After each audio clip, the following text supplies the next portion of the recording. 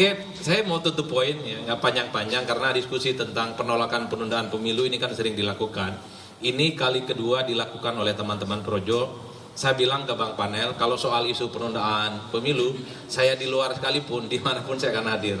Ini kan soal iman politik kita, menjaga konstitusi, di Undang-Undang Pemilu, di Undang-Undang 1945 sudah disebutkan pemilu itu 5 tahun sekali, bukan setiap 7,5 tahun sekali.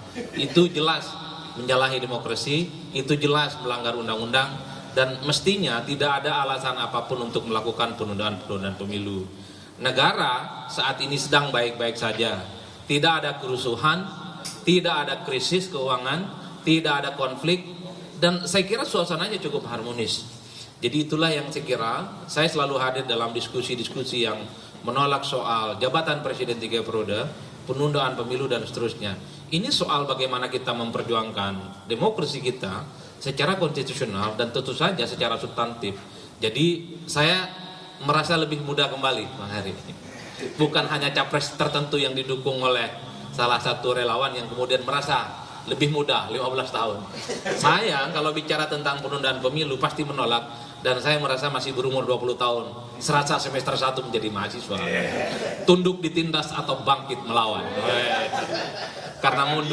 Karena mundur adalah pengkhianatan. Kan gitu, Bang. Mundur, diam pun pengkhianatan. Itu dia.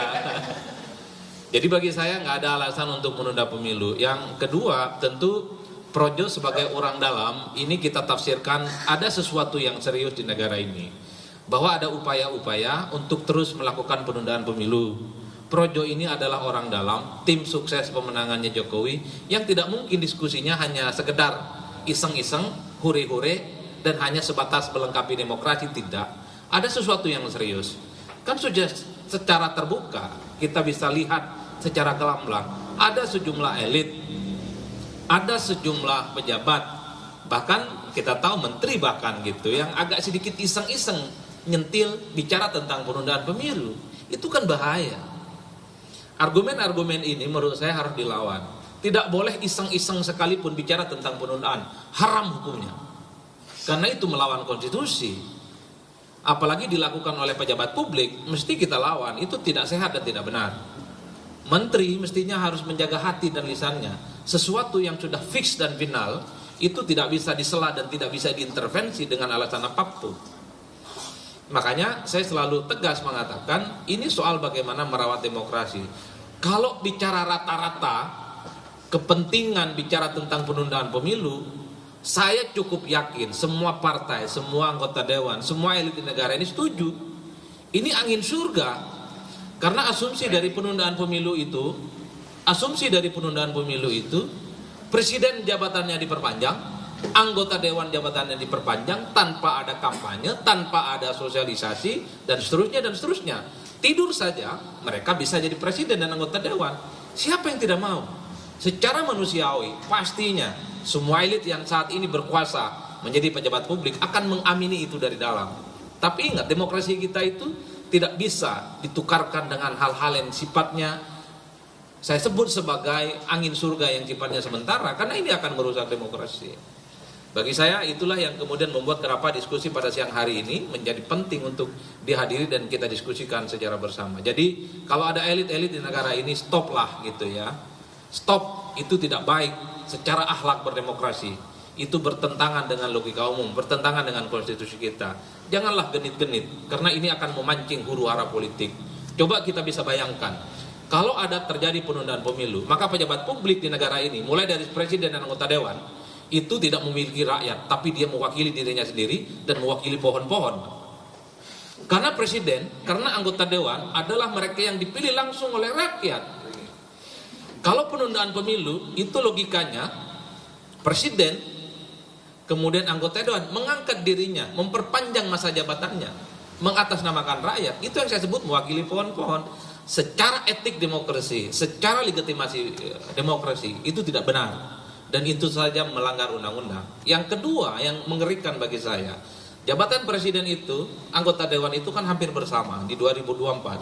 Seingat saya, presiden akan berakhir pada tanggal 14 ataupun 20 Oktober. Setelah itu, apapun dalilnya, presiden harus meletakkan jabatan politiknya.